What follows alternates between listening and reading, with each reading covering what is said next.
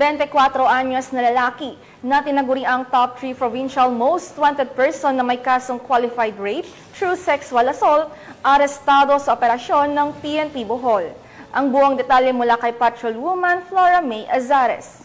Usap ng top 3 most wanted person provincial level matapos itong maaresto ng kapulisan ng Bohol sa barangay Santo Niño, Tuburan, Cebu, noong 18 ng Oktubre nitong kasalukuyan.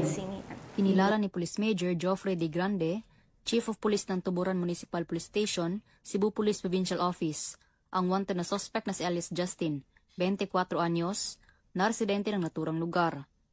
Ayon sa ulat ng mga otoridad, bandang alas 8:20 ng gabi, nang maaresto ng kapulisan ang suspect sa bisa ng warrant of arrest para sa kasong qualified rape through sexual assault na may 200,000 pesos na rekomendadong piyansa. Samantala, kasalukuyang nasa kustodiya ng Tuburan MPS ang suspect para sa dokumentasyon at tamang disposisyon.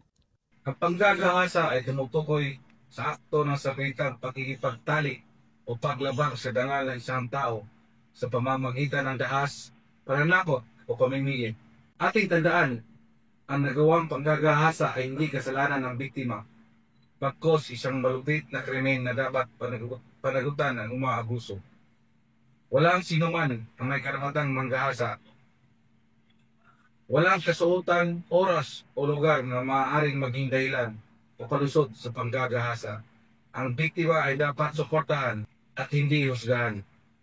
Mula dito sa Central Visayas, ako ay inyong Police News Network Correspondent, Patrolwoman Flora May Azares, alagad ng batas, tagataguyod ng Balitang Pulis.